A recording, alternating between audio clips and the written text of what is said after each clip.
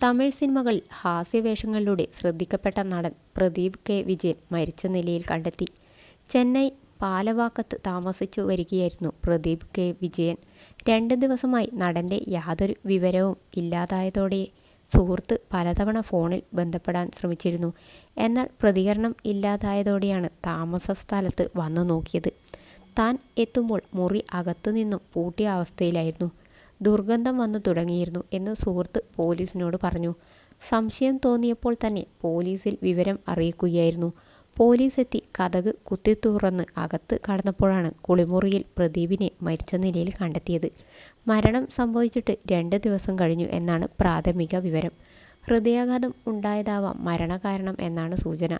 മറ്റ് ചില ആരോഗ്യ പ്രശ്നങ്ങൾക്ക് പ്രദീപ് മരുന്ന് കഴിക്കുന്നതായി സുഹൃത്തുക്കൾ പറയുന്നു.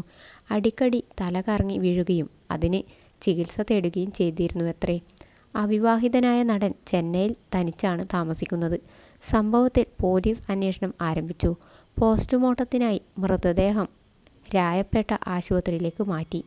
2013 പുറത്തിറങ്ങിയ മിർച്ചി ശിവ നായകനായ സൊന്ന പുരിയാത് എന്ന ചിത്രത്തിലൂടെയാണ് പ്രദീപ് കെ വിജയൻ്റെ തുടക്കം. തുടർന്ന് തെഗിഡി എന്ന ചിത്രത്തിലെ വേഷം ശ്രദ്ധിക്കപ്പെട്ടതോടെ നിരവധി അവസരങ്ങൾ നടനെ തേടിയെത്തി. ഒരു നാൾ കൂത്ത്, എന്നോട് വിളയാട്, മീസയെ മുറുക്ക്, മേയാതെ മാൻ, തിരുട്ടു പയലെ 2, ടെഡ്ഡി, ഇരുമ്പുതിരൈ എന്നിങ്ങനെ നിരവധി സിനിമകളിൽ അഭിനയിച്ചു.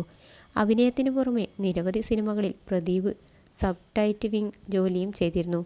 ബി.ടെക് പഠിച്ചുവെങ്കിലും അഭിനയത്തോട് തന്നെയായിരുന്നു അദ്ദേഹത്തിൻ്റെ അഭിനിവേശം.